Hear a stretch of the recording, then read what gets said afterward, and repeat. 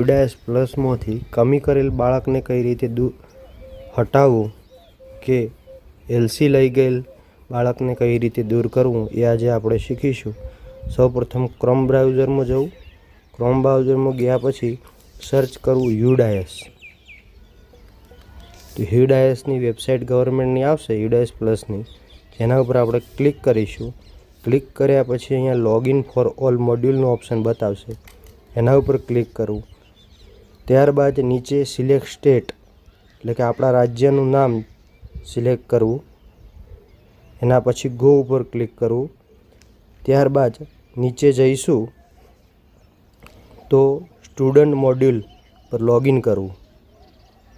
Login કરશો ત્યારે શાળાનો યુડાએસ નંબર અને પાસવર્ડ માગશે, જે આપણે એન્ટર કરવાના.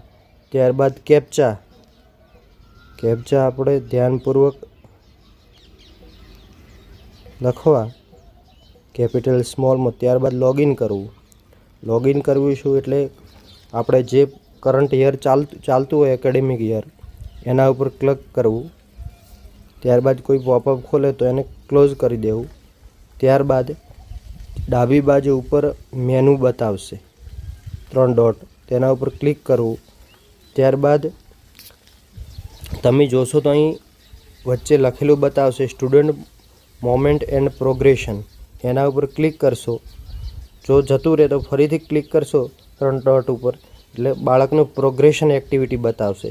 જે પ્રોગ્રેશન એક્ટિવિટી ઉપર તમે ક્લિક કરો એટલે ફરી ગો ઉપર ક્લિક કરવું, એટલે તમારું ખુલી જશે. જ્યાં તમારો જે ક્લાસ હાલમાં હોય બાળક, એના આગળના એક ધોરણોમાં સિલેક્ટ કરવું અને બાળકનું વર્ગ સિલેક્ટ કરવો અને ગો ઉપર ક્લિક કરવું, એટલે બાળકોના નામ ખુલશે.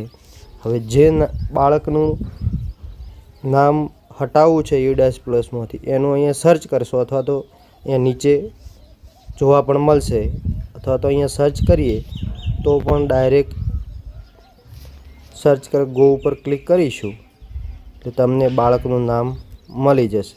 હવે તમે એક વખત અપડેટ કર્યા પછી પણ નીકળી શકો. અહીંયા સાઈડમાં જશો એટલે કરેક્શનનો ઓપ્શન બતાવશે. એના કરેક્શનના ઓપ્શન ઉપર ક્લિક કરશો એટલે બાળકની વિગત ખોલી જશે. જ્યાં નીચે લખેલું છે સ્કૂલિંગ સ્ટેટસ, જેના ઉપર ક્લિક કરવું. જે 2 ઓપ્શન બતાવશે, સ્ટડી ઇન સમ સ્કૂલ અને લેફ્ટ સ્કૂલ વિથ ટીસી અથવા તો વિધાઉટ ટીસી. તો આપણે નીચેના સેકન્ડ ઓપ્શન ઉપર ક્લિક કરવાનું અને અપડેટ ઉપર ક્લિક કરશો અને કન્ફર્મ કે બાળકનું નામ નીકળી જશે.